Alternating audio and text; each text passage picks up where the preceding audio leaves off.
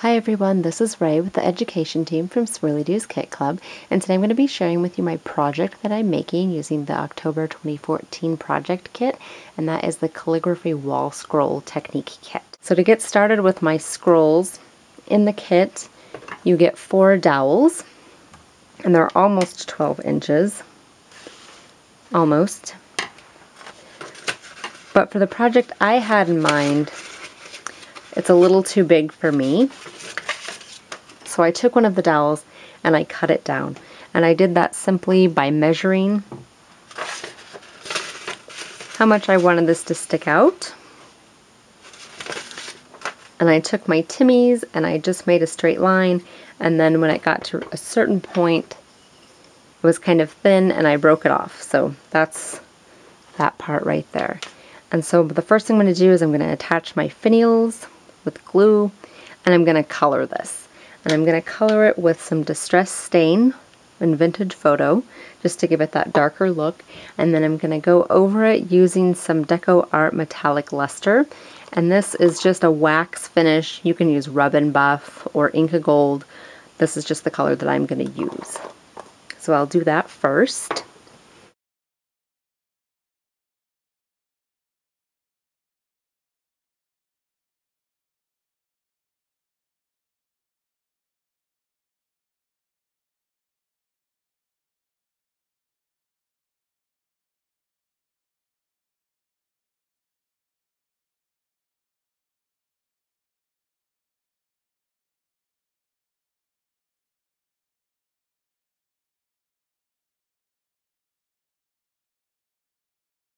Okay, so my dowel and my finials are drying. I need to set that aside for a little while. I'm going to move on to my next part.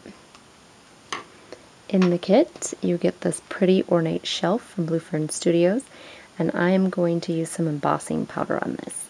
And I've decided to use some from my stash. It's Aged Gold from Stampendous.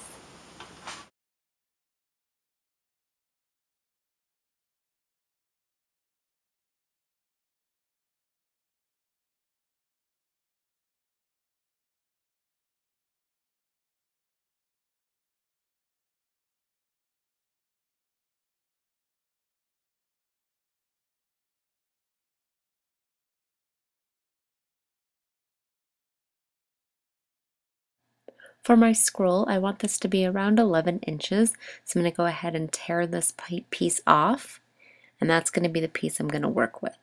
I'm going to need to roll this part up at the top on a dowel, so I'm just going to use one of the larger ones, and I just want to make sure that it's all rolled up so that it gives that nice rolled look. And I'm going to be able to go over the crease of the paper because the paper's folded. I can just roll that up right to that creased part, and so it won't really be a part of the design and you won't be able to see it either. So now that I have that for spacing purposes, I can go ahead and get started. For this part of my design, I'm going to use a stamp, and this is just a stamp by Unity Stamp Company. It's a Donna Downey stamp.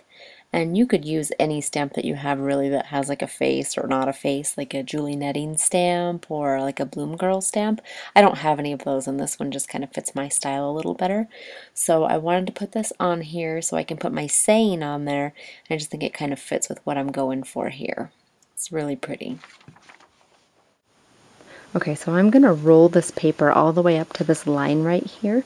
So this is what I have to work with for my space. So I'm not going to add anything yet. First I need to do my spacing of my writing, which is going to go right here, but I need to put the rest of my embellishments on so that I can pencil them in so I can see exactly where I want my writing to go.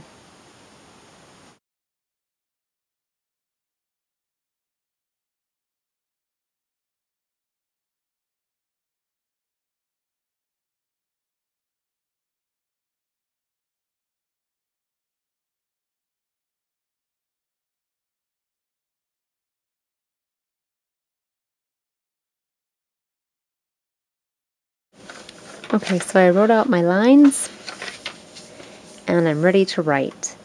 And I'm just going to use my own handwriting using some of the tricks that I learned in this calligraphy book to make them look fancy.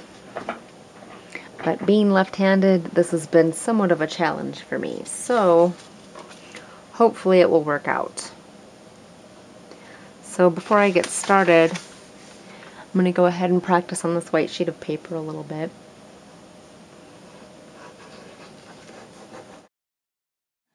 What I forgot to mention here is that what I read in the calligraphy handbook is that if you write all of your little words out, you can use them for proper spacing, and that's how I was able to write out those lines, is that I used those little pieces of paper that have those words, as you can see, and that was basically my best handwriting that I thought I would use there, and that's the size that I thought that I wanted to use.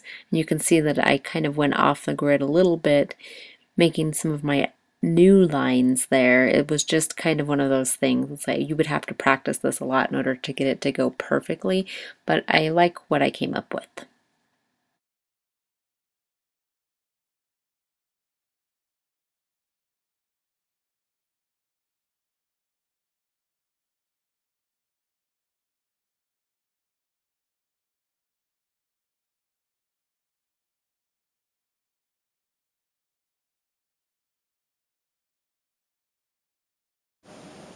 Okay, so my spacing was a little off on there. I didn't want to make those as far apart as I thought I did. So I made it come up here more, but I still think it's going to work out. I'm just going to erase my lines. Okay, so now I need to attach this velvet trim to my scroll, and I'm going to use the Tim Holtz Tiny Attacher to do this. And I've already measured it on there on the scroll to see exactly where it needs to go. So then I can use some zip dry and roll that on up and hold it in place so that it will stick.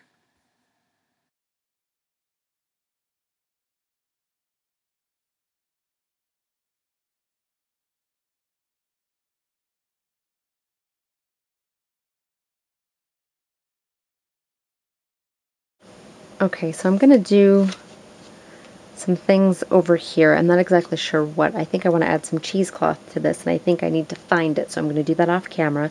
But there's one last thing that I want to do, and I want to color in these eyes and the lips. And I'm going to do that using Distress ink, and I have spun sugar for the lips and walnut stain for the eyes. And I'm going to use some fantastic little bullet tips and pointed tipped, what are they called?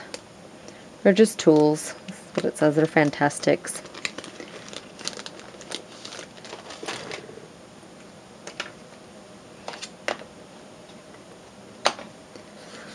So I'll just color these in and glue those down, and I'll be done.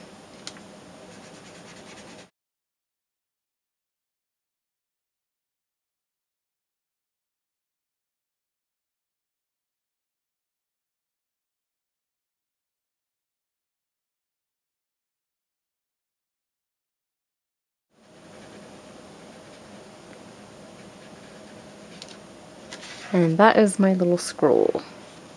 So I hope you enjoyed the video. Go ahead and go to swirlydoos.com and check out our forums. And be sure to like us on Facebook. Thanks for watching.